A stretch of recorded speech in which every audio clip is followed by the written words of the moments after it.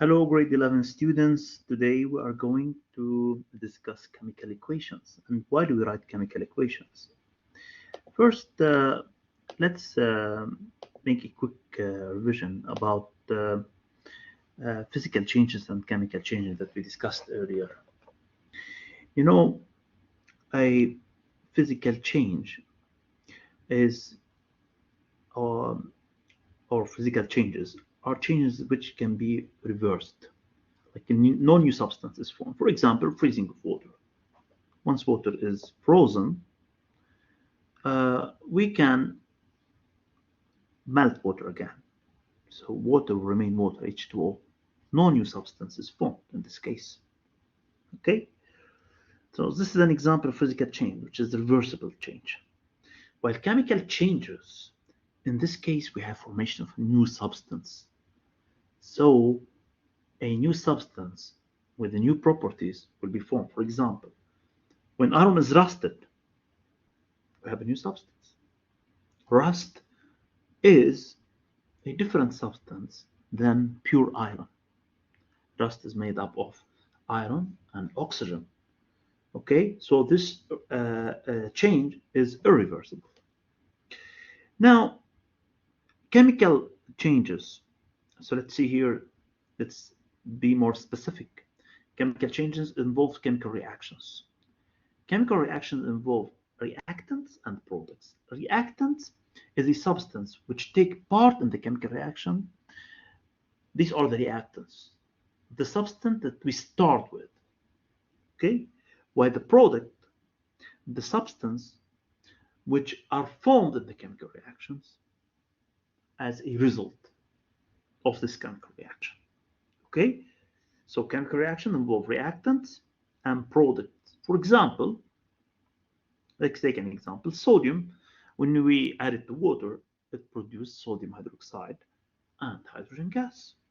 Sodium and water are the reactants because they are the starting product, that's a starting substance, sorry, and we write them before the arrow.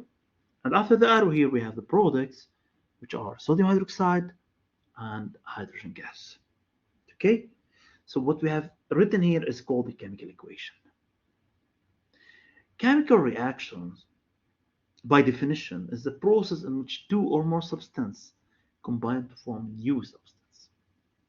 We need two or more substances which combine with each other. Okay, sometimes one substance only can decompose, and this is a specific type of chemical reactions. Let's take other example here. We have hydrogen plus oxygen giving water. If we burn hydrogen in the presence of oxygen, we get water. That is a chemical change. Hydrogen and oxygen are the reactants, and water is a product, and the process is called chemical reaction.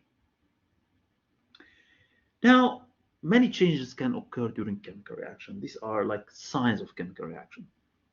One is change in state. This is one can be considered as an evidence, but it's not the only evidence. So we cannot rely on this one only. Okay. Second, change in color. This is a very important evidence of chemical change. Like when there is a new color, this means that there might be a new substance. Okay. For evolution of gas, one of the important signs of chemical reaction that a gas is formed. And change in temperature, like in the case of exothermic reaction or endothermic reaction. We're going to discuss this later on. And formation of precipitate, which is a solid substance that is formed due to the reaction of two liquids. These are 5 signs of chemical uh, change. And this is very important thing, that release of energy. It's very also, or as heat and light. Also, this is a very important sign. So later on, we are going to discuss during this chapter what is chemical equation and how do we write it, how do we balance the chemical equation. Okay, and this is very important. Let's start first with what is chemical equation. Chemical equation is the symbolic representation of a chemical reaction with the help of symbols and formulas. Okay, let me here pause a little bit here, and let me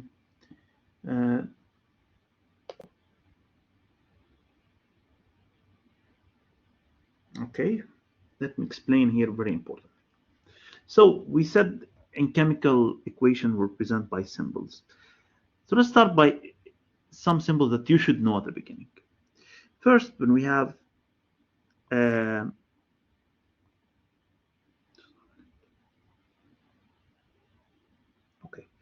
when we have gas, like for example, hydrogen, oxygen, fluorine, you see these are diatomic molecules. Chlorine,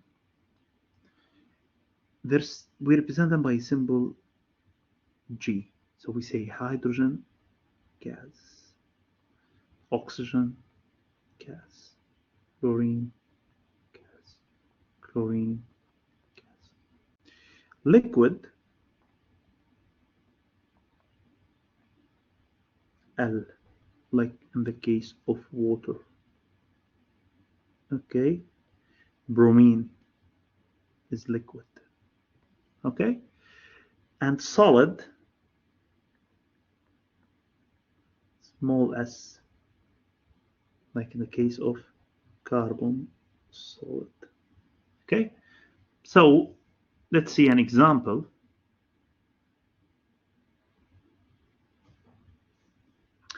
Hydrogen, okay, here in this case it's a gas plus oxygen, also a gas. Look at this important thing, arrow means produce or yields, H2O, which is liquid. Okay, so this is a chemical equation. You see, I've represented using symbols the reactants, which are here. These are the reactants.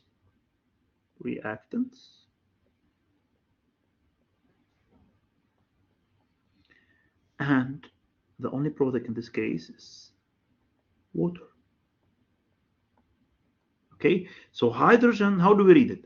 Hydrogen gas reacts with oxygen gas to produce liquid water. Okay, to produce liquid water.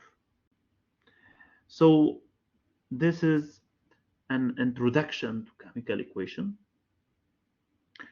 We are going to see how do we balance chemical equations. This will be part 2 of the lesson, and we are going also to see more advanced chemical equations and the types of chemical equations. So far, I want you now, after watching this video, to answer the questions of the assignment that will be uploaded after this video. Okay? Thank you so much. Have a